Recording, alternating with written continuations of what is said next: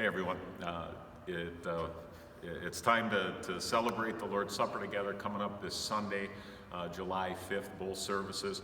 Not quite sure what kind of attendance to expect, but in view of everything that's still going on, trying to maintain some semblance of distancing and everything else, want to just explain to you what we've come up with as far as distribution for the Lord's Supper this Sunday.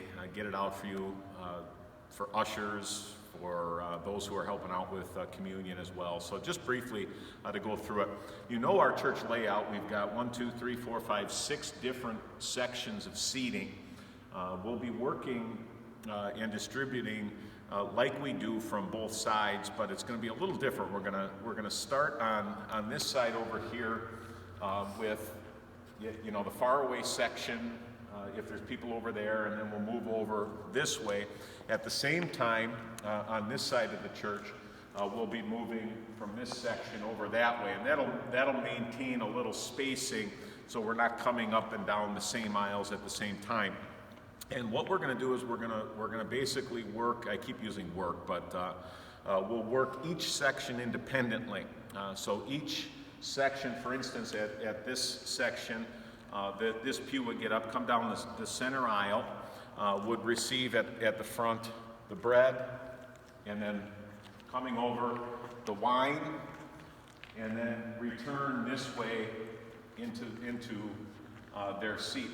The ushers will usher you out in a manner that will maintain some kind of a distancing and spacing between each of the communicants as we go through and we wind this whole section down. When that section's done, we'll move over, to the next section until all 3 sections on both sides are done.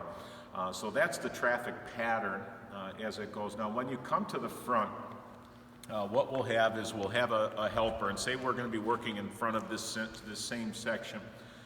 You will come down the middle aisle and to receive the host or the bread. The host, there's my Catholic youth for you, the host, the bread. And the helper will be wearing a mask, will be not wearing gloves, because everything we're seeing is there's no point really in the gloves with something like this. Whether you get contaminated on the skin or on latex gloves, it makes no difference. You still pass it around. So we'll have some sanitizer up here. We'll sanitize our hands.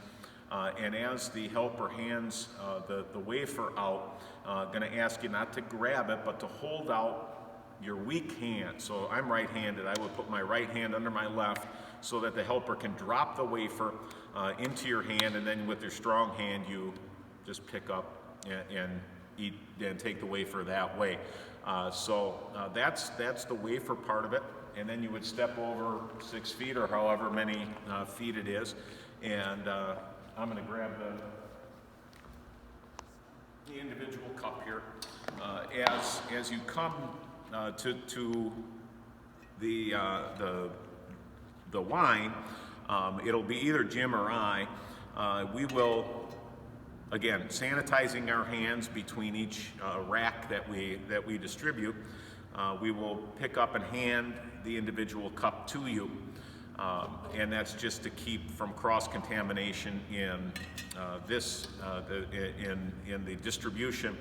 So when you grab this, we'd ask that you, again, take your strong hand, for me it's my right hand, and grab the cup from us, from underneath, and then, to drink the wine and proceed back to your seat. I think that's it. We'll set up racks as far as being able to throw the cup away on the way back. And after we're done with everybody, I know it's a little different. It's kind of a form of what's a continuous line, and I know some years ago we tried it, and most people did not like it. They felt like it was a fast food restaurant going through the drive-through, and I understand all that. So we're gonna go back to this because I think it's dictated to us to try and maintain some safety protocol, as well as relieve some fears for those who would have it with communion distribution. So after everything is distributed and everybody has had communion, then at the end of it there will be one table dismissal for the entire congregation that's gathered, and that will be the end of communion then.